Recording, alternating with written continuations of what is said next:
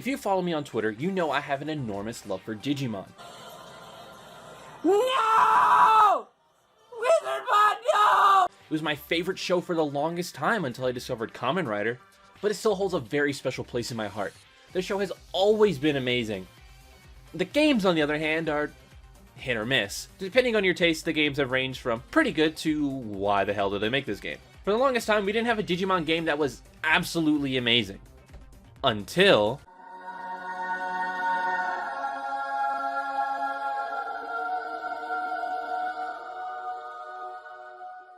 Digimon Story Cyber Sleuth was what Digimon desperately needed. The game was so good that even people who didn't like Digimon were recommending it. The story could be lighthearted and fun one second, then be heart-wrenching and emotional the next. The characters were unique and fun to be around, and thank Christ, the combat was simple and fun. How could it get any better than that? No, not you. Get the hell out of here.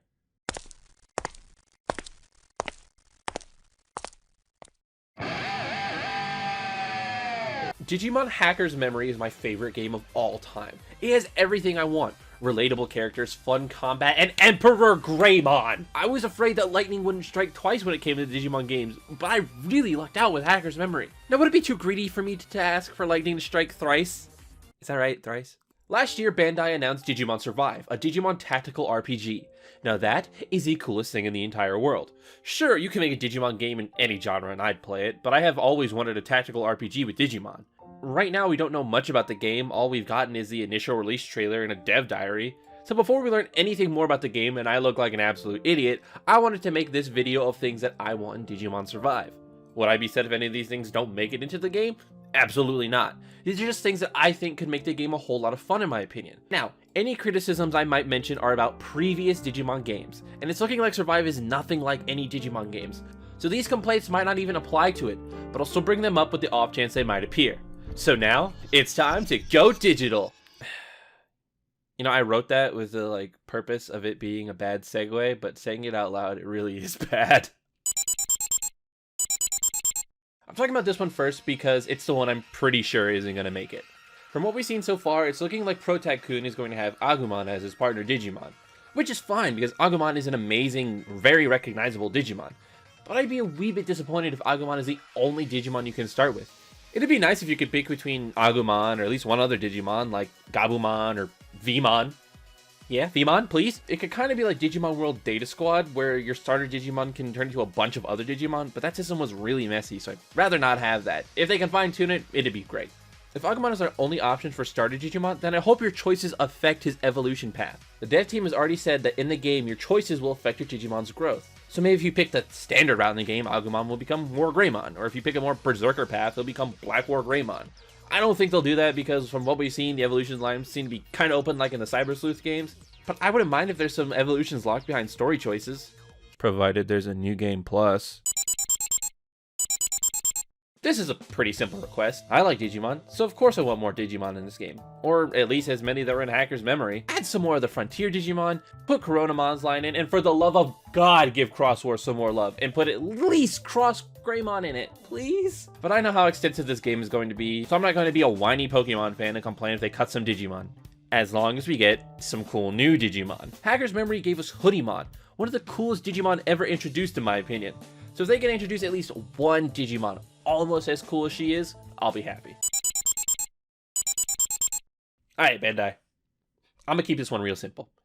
If you're gonna add an English voice option, and it sounds like this. Machine Draymon, Machine Draymon, Machine Draymon, Machine Draymon, Machine Draymon, Machine Draymon, Machine Draymon, Machine Draymon, Machine Draymon, Machine Draymon, Machine Draymon, Machine Draymon, Machine Draymon, Machine Draymon. Don't do it.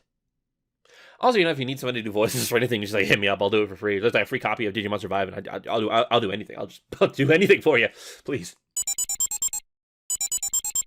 The Cyber Sleuth games and the DS games had these hidden stats that kind of work like EVs in Pokemon, where once you reach a certain threshold, you can't increase that stat anymore. Stop that. It's annoying in Pokemon, and it's annoying in this game. Just don't have any hidden stats and have them cap at a certain point. Keep the personalities where certain stats grow faster than other stats, but for the love of Christ, stop it with these hidden stats. It's just not fun. Now some people, including myself, have called this game Digimon Fire Emblem because Fire Emblem is the most popular tactical RPG, at least that I know of. I just hope they don't make grinding in this game as much of a pain as it is in Fire Emblem. Grinding in those games is stupid. You need to either hope a random spawn shows up and they aren't so strong they'll kill your low-level recruit you're trying to grind up, or buy something to spawn an encounter that costs way too much money. Have it be more like Disgaea, where you can visit past fields and rebattle the enemies, and replace any important NPC bosses with some random strong Digimon. So in that regard, make it more like Disgaea than Fire Emblem. However, please give me permadeath as an option. The dev said your choices matter. So imagine if the choice you made leads to one of your friends' Digimon getting killed or injured beyond repair. Oh, I know this is selfish, but I just want it so bad. I know the important story members you can't actually kill, but just do what they did in Fire Emblem and have them all retreat while the other ones who aren't as important can get the Leomon treatment. Oh my god. What if Leomon's the tutorial for permadeath? Then oh god. And of course, if your partner Digimon dies, it's game over and you have to restart. But you know, if you're gonna have permadeath, you're gonna need some cannon fodder. So, clever segue, I know. I assume most party members are going to be humans with Digimon partners, which is great for main characters, but I think it would be cool to be able to recruit Digimon during battle. You can have it be like Persona 5, where the enemies can talk to you when they're weak and offer to join you instead of killing them, or it could be like Mystery Dungeon, where you can use items to help persuade them to join you. I just think it would be neat so you can have a variety of Digimon to use at your disposal. Just don't make it like Digimon World 2, please. Just don't.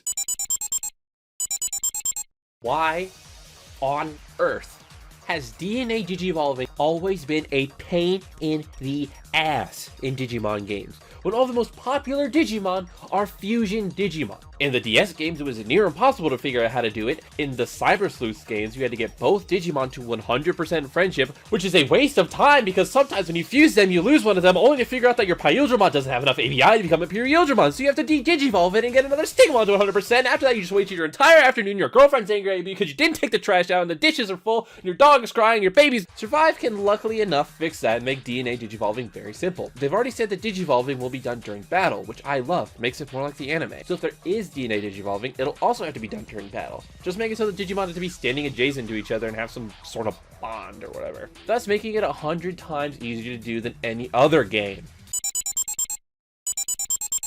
I know there's a lot of people who think that side quests in RPGs are the greatest sin that mankind has ever created, but I understand that side quests are necessary in RPGs. Now hear me out. Like I said earlier, Hacker's Memory is my favorite game ever. That does not, however, exempt them from those stupid side quests where all it is talking and nothing important happens. Like, you couldn't throw in at least one battle there to make it worth my time? Why is this mandatory? To have the side quests have some importance, at the very least make them fun, please. You know, while we're on the subject of things that ticked me off in Cyber Sleuth, every RPG should have skippable cutscenes or a fast-forward option. I don't know why the Cyber Sleuth games didn't include this. It kills the replayability. I love this game with all my heart, but I can only stand, haha, Yugo eats a lot of food, so many times it hurts my fingers to press X slot, so please just make the cutscene skippable. It's not that hard. Every other game in the world does it. It's like, boop, press start, oh, blah, blah, blah, blah, oh, Yugo, blah, blah, blah, blah, blah. She does like, blah, blah, blah, blah, blah. Just, okay. I'm sorry, I got a little heated the last couple of times.